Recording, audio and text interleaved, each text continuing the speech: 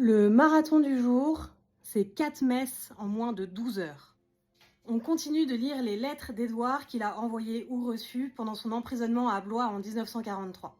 Samedi 5 juin 1943, Orléans. Mon petit papa chéri, nous avons été très contentes de recevoir votre lettre mercredi.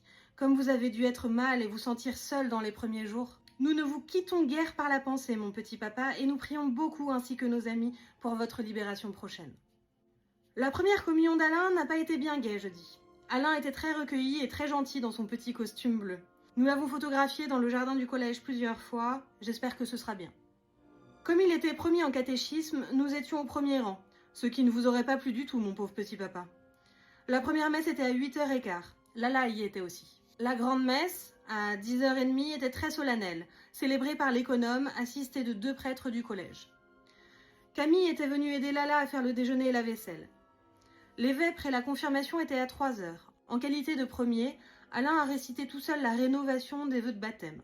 Il articulait bien et lisait lentement, mais ne parlait pas très fort. Les chants étaient bien.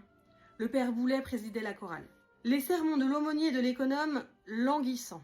Celui de Monseigneur, sans doute très bien, mais nous n'avons pas compris un mot. Nous qui étions pourtant au premier rang. Heureusement que le père Boulet a fait un discours court, mais très bien pour terminer la cérémonie. Après le salut, nous sommes retournés à la maison où Alain a couché. Comme maman était obligée de repartir le soir même, c'est nous qui l'avons conduit à la messe d'action de grâce, après laquelle il est retourné à la maison où il a passé le reste de la journée.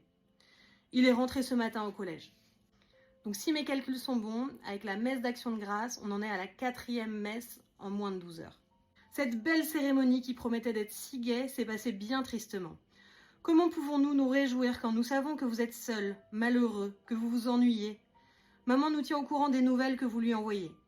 Recevez-vous nos lettres et celles de maman? Et le colis du Secours national? Le bac approche à grands pas, dans 16 jours.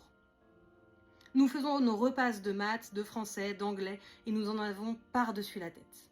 Nous allons tous bien, excepté moi, qui suis un peu fatiguée, comme c'est fatal à cette époque de l'année.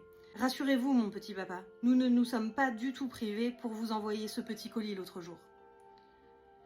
À très bientôt, mon petit papa chéri. Je vous embrasse 1000 fois très tendrement. Votre petite Claude. Bien des choses de la part de Lala. Dites-nous si vous avez besoin d'un colis, cela ne nous privera pas du tout. Claude a toujours une manière assez amusante de décrire les événements, je trouve. Demain, on reprend les notes d'Édouard, qu'il note jour par jour en prison. Un copain à lui s'évade et plein de nouveaux co-détenus défilent. À demain!